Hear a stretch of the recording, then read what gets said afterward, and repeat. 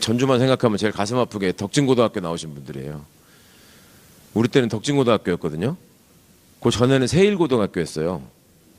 그러다가 이게 또 전일고등학교가 되잖아요. 그러니까 내가 야 너는 고등학교를 어디 나온 거예요? 그러면 주진우 있죠, 주진우. 기자 주진우. 주진우가 덕진고등학교 나왔습니다. 주진우한테 하는 말이 너 고등학교 어디 나온 거예요? 거기다가 또 주진우가 자랑하는 지네 고등학교 선배가 또 있죠. 쌍방울 김성태. 훌륭하죠. 전주가 인물 많아요. 따져보면 굉장히 많아요. 근데 그 민주주의를 전제로 살아야 되는데 민주주의를 부정하는 사람들이 보수를 참칭했다라는 말씀을 드리는데, 그럼 우리는 진짜 민주주의자인가? 그 초등학교 입학하라고 취약통지서가 오잖아요. 입학통지서가 오면 요새 애들도 귀하고 하니까 부모님들이 이제 그 받고 눈물 흘리는 분도 있고 막 그렇단 말이에요. 그러면 그 어린 애들을 상대로 마케팅하는 데에서 조사를 해봤더니 초등학교에 한 명이 입학하면 평균 8명한테 선물을 받는데요. 한 아이가 학교 입학할 때가 되면 할아버지, 할머니, 아빠, 엄마, 이모, 고모, 삼촌, 옆집 아저씨 그런 식으로 해서 8명 정도가 선물을 주는 거예요. 가방 사주고 옷 사주고 신발 사주고 막 하잖아요. 근데 그걸 사주면서 아이고 우리 길동이가 벌써 이렇게 커가지고 학교를 들어가네. 너무 마음이 좋다고 하면서 그 다음부터 동시에 똑같은 주문을 외워 애한테. 얘기해 보세요. 학교 들어가면 선생님 말씀 잘 듣고 공부 잘해라. 요새는 싸우지 말라고도 하십니까? 많이 좋아졌어요 우리나라가. 그러니까 중국 사람들은 아이들한테 한중일이 차이가 있다고 하면서 누가 그러더라고요. 중국 사람들은 애들을 잘할 때 뭐라고 하는지, 일본 사람들은 뭐라고 하는지, 한국 사람들은 뭐라고 하는지 이게 확실히 다르답니다. 일본 사람들은 남한테 폐를 끼치지 마라 라고 가르친대요. 중국 사람들은 남의 일에 참견하지 마라고 가르친대요. 그러니까 중국에서는 길거리에서 누가 죽어가고 있어도 아무도 돌보지 않습니다. 그 사람은. 그런 장면 영상 찾아보시면 나올 거예요. 한국 사람들은 아이들한테 뭐라고 가르치느냐? 남한테 지지 마라. 그죠? 특히 남자애들 싸우다가 들어가면은 부모님한테 너 맞고 들어왔다고 온날 이겨서 졌어. 이거부터 들으신 분들 많이 있었을 거예요. 그리고 학교 들어가서도 계속 석차로 사람을 구분한단 말이에요. 그러니까 부모들이 주문을 외우는 거야. 학교 들어가서 선생님 말씀 잘 듣고 공부 잘해라. 그게 뭡니까? 선생님 말씀 잘 들어라라고 하는 말은 네가 거기서 모시고 섬겨야 할 절대자가 있다. 개기지 마라. 센 사람한테 개기지 마라. 두 번째, 공부 잘해라.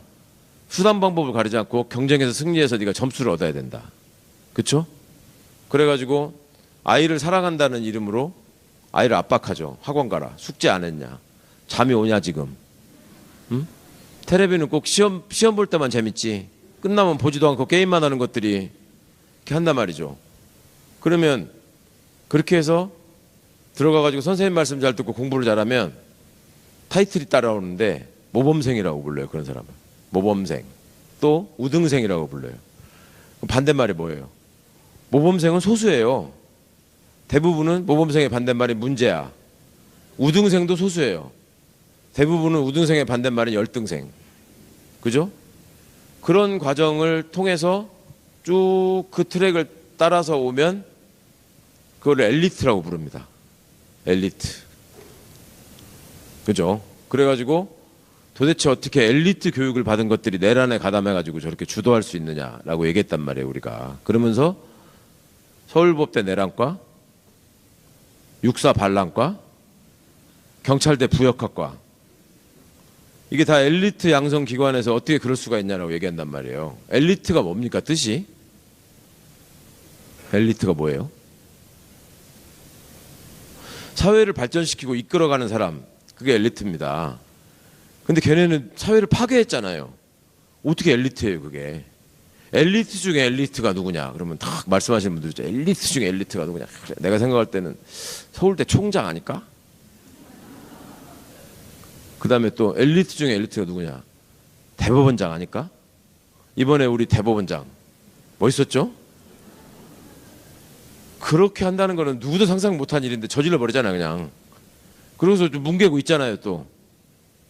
엘리트 중에 엘리트. 막 정통 법관, 엘리트 중에 엘리트.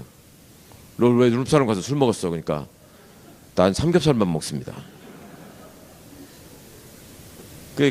아이고 서울법대 내락과 82학번 중요한 사람 하나 빼먹었네. 삼겹살 얘기하니까 그 삼겹살 사진 합성했는데 왜곡 보도했다고 막 난리친 놈 하나 있죠. 박수영이. 그것도 서울법대 내락과 82학번이야. 어쩌면 그런가 몰라. 네, 거기다가 이번에 원내대표 된 송원석 있죠. 서울법대 내락과 82학번. 대단하죠. 그래서 조국이 감옥에 간 겁니다. 그게 희귀한 존재거든. 그 트랙에 안 맞잖아 좀. 그래서 그런 과정을 겪어서 윤석열이나 한동훈 같은 사람이 선생님 말씀 잘 듣고 공부 잘하는 모범생이자 우등생으로 사회 엘리트로 성장했다라고 사람들이 쳤던 거예요, 그동안에.